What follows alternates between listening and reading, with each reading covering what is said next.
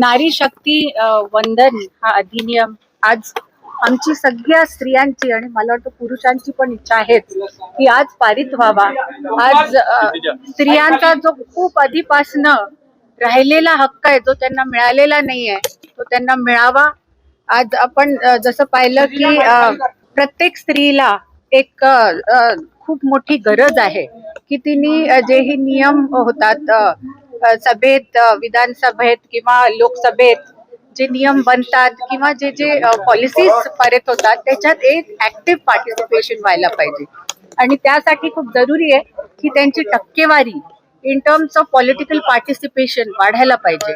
आज ती मला वाटतं सुरुवातीला ती 4% होती, आज ती आसपास 15%वर आहे, पण आपल्याला 33% तर पाहिजेच, कारण स्त्रियांना इक्वल अपॉर्च्युनिटी, इक्वल इक्विटी मिळण्यासाठी हा एक थोडासा साथ देणं सगळ्यांनी जरुरी आहे मला वाटतं आणि तो नक्कीच पाहिजे. विरोधकांनी या कायद्याला समर्थन दिलंय मात्र एक विरोधाचा सूर त्यांचा पाहायला मिळत आहे. नक्कीच पाहायला मिळेल, कारण ही खूप मोठी गोष्ट आहे जी मोदीजी करून दाखवणार आहेत. आता क्रेडिट खायला किंवा त्याला डिनाय करून मोदीजी कसे ह्या गोष्टी सांगतात आणि करू नाही शकत हे दाखवायला लोक अपोज करतीलच, पण मोदीजी भक्कम आहेत, त्यांच्या मागे सर्व स्त्रिया उभ्या आहेत आणि तुमच्यासारखे पुरुष पण आहेत. तर मला वाटतं नक्कीच आज पास होणार आहे. विरोधकांनी याला 2029 ची तयारी म्हटलेला आहे. याच्या टायमिंगला घेऊन जे आहे ते प्रश्नचिन्ह उपस्थित केलेला आहे. राजकीय स्वार्थ या बिलच्या मागे असल्याचा आरोप केला जातो.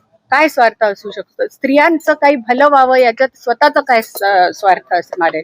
2023 जेव्हा नवीन संसद भवन बनलं तेव्हापासनं याचा प्रयत्न केला जातोय. उलट ते 2 क्लॉजेस जे आहेत ते पण आता ठेवलेले नाही आहेत, त्याच्यामुळे मला वाटतं खूप स्मूथली हे पास व्हायला पाहिजे.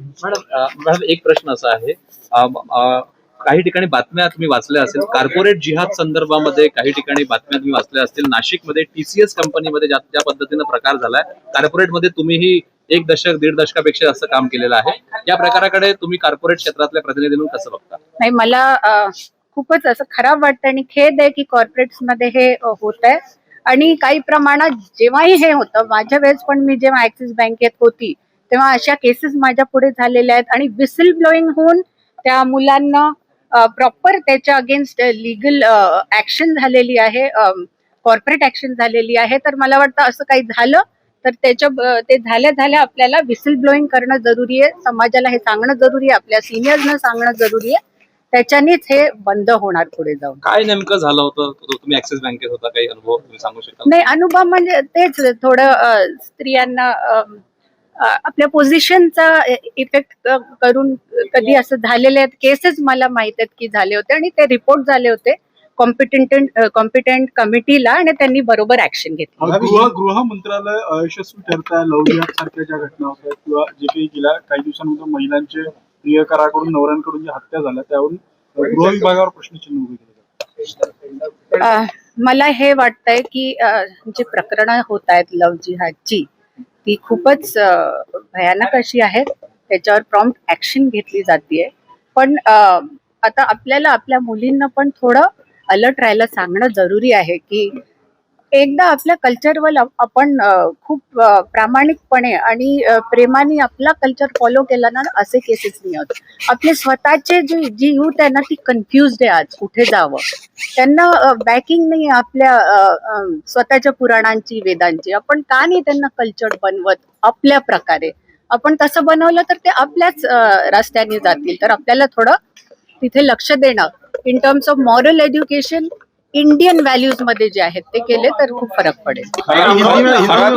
सारख्या प्रकारात सुद्धा मोठ्या प्रमाणात राज्यात होताना दिसते आहे, कसं बघतो तुम्ही? ते तर मी आधीच बोललीये की हे भयानक प्रकरण आहे. खरातांनी जे काही आपली बुद्धी किंवा आपलं ते ऑरा क्रिएट करतात त्याचा उपयोग ह्या गोष्टींसाठी केलाय, याचा खूप खेद आहे. आणि स्त्रिया पण त्याच्या बळी पडल्या, वनरेबल स्त्रिया, याचं पण दुःख वाटतंय आणि याच्या अगेन चांगली ऍक्शन चालू आहे, प्रॉम्प्ट ऍक्शन चालू आहे आणि त्यांना कडक अशी शिक्षा व्हावी ही प्रत्येक स्त्रीच्या मनातनं विनंती आहे. ताई, अमरावतीला जे घटना पुढे आलेली आहे त्यामध्ये जे आहे ते सुरुवातीला आकडे मोठे सांगण्यात आले. विशेषतः माजी खासदार नवनीत राणासारख्या व्यक्तीकडनं जवळपास 180 मुली जे आहेत ते हिंदूच असल्याचा त्यांनी दावा केला होता. मात्र प्रत्यक्षामध्ये जे आहे ते तपासामध्ये ज्या मुली आढळून आल्या ते फक्त मुस्लिम मुली आढळून आल्या. त्यामुळे त्यांच्या या वक्तव्याचं समर्थन करता का? नाही, रिअली सॉरी, मला नवनीत राणांचा हा काय केस आहे मला माहित नाहीये.